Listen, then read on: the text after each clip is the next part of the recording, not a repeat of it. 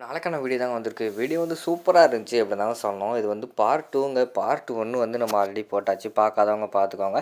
இந்த வீடியோல பார்த்துக்கிட்டோம்னா, நம்ம சாரதாக்கும், நம்ம பாரதிக்கும் வந்து சண்டை வர ஆரம்பிச்சிருச்சு அப்படின்னு தாங்க சொல்லணும். சாரதா வந்து உடனே கிளம்பி, "எங்க வீட்டுக்கு வாங்க" அப்படின்னு சொல்லிட்டு சண்டை போட்டுக்கிட்டு இருக்காங்க. அதெல்லாம் பார்க்குறப்போ சேனலை மட்டும் மறக்காம லைக் அண்ட் சப்ஸ்கிரைப் மட்டும் பண்ணிடுங்க.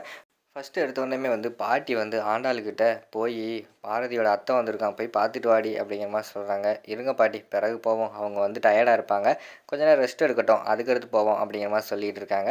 டக்குன்னு பார்த்தா சாரதாவே வந்து ஆண்டாளோட வீட்டுக்கு வந்துடுறாங்க. ஆண்டாள் நல்லா இருக்கியாமா அப்படின்னு சொல்லிட்டு வராங்க.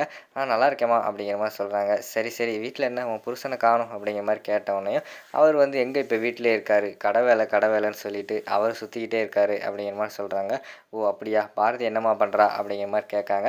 பாரதி நல்லாதாம்மா இருக்கா, வீட்டில் இருக்கா, அதான் நான் உங்கள்கிட்ட பேசலான்ட்டு வந்தேன். நாளைக்கு வந்து பாரதிக்கு வந்து நகை போடுற சாரி, இன்றைக்கி சாயங்காலம் வந்து நகை போடுற ஃபங்க்ஷன் மாதிரி ஒன்று ரெடி பண்ணிடுவோம் அப்படின்னு சொல்லிட்டு யோசிச்சுக்கிட்டு இருக்கேன். நீங்கள்லாம் கண்டிப்பாக வரணும் அப்படிங்கிற மாதிரி சொல்கிறாங்க. அப்படியாம்மா, அப்படின்னா நம்ம ஜாம்னு நல்லா நடத்திடுவோம். ஆனால் இன்றைக்கி உடனே வந்து நம்ம போய் எல்லாத்தையுமே வாங்கணுமே அப்படிங்கிற மாதிரி சொல்கிறாங்க. அதான் உடனே போய் எல்லாத்தையும் வாங்கிட்டு வந்துட்டு சாயங்காலம் ரெடி பண்ணிடுவோம் அப்படின்னு சொல்லிட்டு அந்த இடத்துல வந்து சாரதா சொல்லிகிட்டு இருக்காங்க. சரிம்மா, நாங்கள் எல்லாருமே வந்துடுவோம் அப்படின்னு சொல்லிட்டு வீட்டில் எல்லாருமே சொல்லிடுறாங்க. சரின்னு சொல்லி பொருளெல்லாம் வாங்கிட்டு எல்லாமே ரெடி பண்ணிக்கிட்டு இருக்காங்க. அவங்க ரெடி பண்ணிக்கிட்டு இருக்காங்க. பாரதிக்கு வந்து ஒன்றுமே தெரியாது. அவங்க வந்து தற்செயலாக வெளியில் போயிட்டு வீட்டுக்குள்ளே வராங்க. வீட்டுக்குள்ளே பார்த்தா எல்லாமே ரெடியாக இருக்குது. பார்த்தோன்னே அவங்க ஷாக் ஆகிடுறாங்க. இது என்னதுமா அப்படிங்கிற மாதிரி வந்து சாரதா கிட்ட கேட்குறாங்க. நீ மாசமாக இருக்கையிலம்மா, அதனால் வந்து உனக்காக வந்து ஒரு நகை போடுற சின்ன ஃபங்க்ஷன் மாதிரி அரேஞ்ச்மெண்ட் பண்ணியிருக்கேன். அதனால தான். ஏய் ஆண்டாளு, இந்தாம்மா இந்த சேலையை கொண்டு போய் பாரதி கட்டிட்டு கூட்டிகிட்டு வா அப்படிங்கிற மாதிரி சொன்னோடனே அவங்க வந்து ரூமுக்குள்ளே கூப்பிட்டு போய் சேலையெல்லாம் கட்டி கூட்டிகிட்டு வராங்க. அதை பார்த்தோன்னே பவித்ரா வந்து கிண்டல் பண்ணுறாங்க. அக்கா, நீங்கள் பார்க்கும்போது ஒரு பொண்ணுக்கு அம்மா மாதிரி இல்லை, ஒரு பொண்ணு மாதிரியே இருக்கீங்க அப்படிங்கிற மாதிரி சொல்லி கிண்டல் பண்ணிக்கிட்டு இருக்காங்க. அதுக்கடுத்து பார்த்தா நம்ம ஆண்டாள் அவங்க குறை கிண்டல் பண்ணுறாங்க. என்னது பொண்ணு மாதிரி இருக்காங்களா, தமிழுக்கு அக்கா மாதிரி இருக்காங்க அப்படின்னு சொல்லிட்டு அவங்க கிண்டல் பண்ணிகிட்டு இருக்க மாதிரி தான் காட்டிக்கிட்டு இருக்காங்க. ஏய் சும்மா இருங்கடி, நீங்கள் வேறு ஏண்டி அப்படின்னு சொல்லிட்டு பாரதி வந்து வெக்கப்படுறாங்க. சரின்னு சொல்லிட்டு அந்த இடத்துல வந்து சந்தனம் குங்குமம் எல்லாம் ஃபஸ்ட்டு பாட்டியிலேருந்து ஆரம்பிக்காங்க. வீட்டில் வந்து பெரியவங்க நீங்கள் தாம்மா வைக்கணும் அப்படின்னு சொன்னோடனே அவங்க தான் வச்சு விட்றாங்க. அடுத்து குடும்பத்தில் உள்ள எல்லாருமே வந்து எல்லாமே வைக்காங்க. கடைசியில் வந்து அவங்க குடும்பத்தோட பரம்பரை நகை, இது வந்து எங்கள் குடும்பத்தில் உள்ள நகை, இதை வந்து என் பாரதிக்கு போடுறேன் அப்படிங்கிற மாதிரி சொல்கிறாங்க. உடனே பாரதிக்கு அப்புறம் எனக்கு தான் வரும் அப்படின்னு சொல்லிட்டு தமிழ் வந்து சொல்லிக்கிட்டு இருக்காங்க.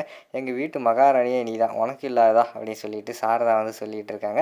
அடுத்து ஃபங்க்ஷன் முடிஞ்சோடனே எல்லாருமே போயிடுறாங்க. அப்போ வந்து நம்ம பாரதியும் இவங்க ஆண்டாளும் உட்காந்து பேசிக்கிட்டு இருக்காங்க. ஏய் உண்மையே வந்து உங்கள் அத்தை வந்து ரொம்ப நல்லவங்கடி, அவங்க வந்து உனக்காக பார்த்தியா, நீ மாசமாக இருக்கன்னு தெரிஞ்ச உடனேயும் அங்கேருந்து வந்து அவங்களோட பரம்பரை நகையெல்லாம் உனக்கு போட்டுக்கிட்டு இருக்காங்க. இப்போ தாண்டி தெரியுது ஆதி வந்து ஏன் இவ்வளோ நல்லவராக இருக்காருன்னு சொல்லிட்டு. அவங்க அம்மாவோட வளர்ப்பு அப்படி.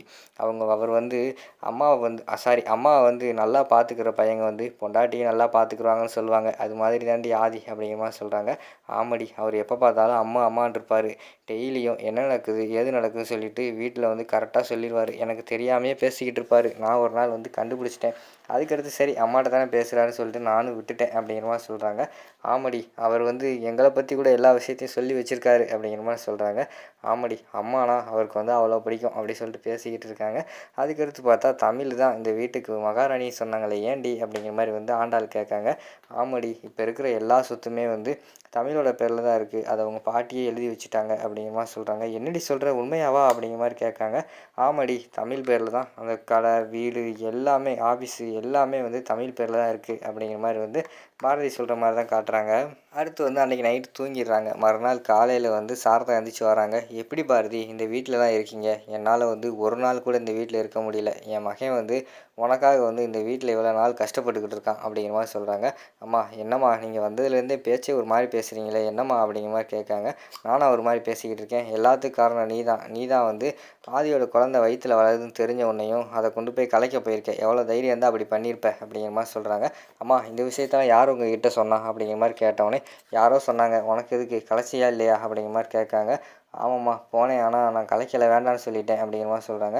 கலைக்கணும்னு உனக்கு விருப்பம் வந்துச்சுல, இனிமேல் வந்து நீ இங்கே தனியாக இருக்கக்கூடாது, நீ வந்து பழைய பாரதி கிடையாது, ஒழுங்காக கிளம்பி என் கூட வந்து அங்கே வந்துரு, சென்னைக்கு வந்துரு அப்படிங்கிற மாதிரி சொல்கிறாங்க. அம்மா என்னம்மா திடீர்னு சென்னைக்கெல்லாம் கூப்பிடுறீங்க அப்படிங்கிற மாதிரி வந்து அந்த இடத்துல பாரதி கேட்காங்க. ஆமாம் உடனே வந்துரு, இங்கே நீ தான் சுமூகம் ஆகிட்டேல, என் பையன் கூட பேசிட்ட, எனக்கும் என் கூடயும் பேச ஆரம்பிச்சிட்ட, இனி என்ன ஒன்று இனி எதுக்கு நீ இங்கே இருக்க, ஒழுங்கா அங்கே வா அப்படிங்கிற மாதிரி சொல்கிறாங்க. இல்லை அவங்க பையன் வரட்டும், ஆதிக்கிட்ட கேட்டு போவோம் அப்படிங்கிற மாதிரி சொல்கிறாங்க. அவன் என்ன சொல்ல போகிறான், நீ உடனே கிளம்பி வா அப்படின்னு சொல்லிட்டு அவங்க ஒத்த காலில் அந்த இடத்துல நின்றுக்கிட்டு இருக்கிற மாதிரி தான் காட்டிக்கிட்டு இருக்காங்க. பாரதி வந்து என்ன செய்யன்னு தெரியாமல் முழிச்சுக்கிட்டு இருக்காங்க. அதோட பார்த்துட்டிங்கன்னா அந்த செகண்ட் பார்ட்டை வந்து முடிச்சிடுறாங்க.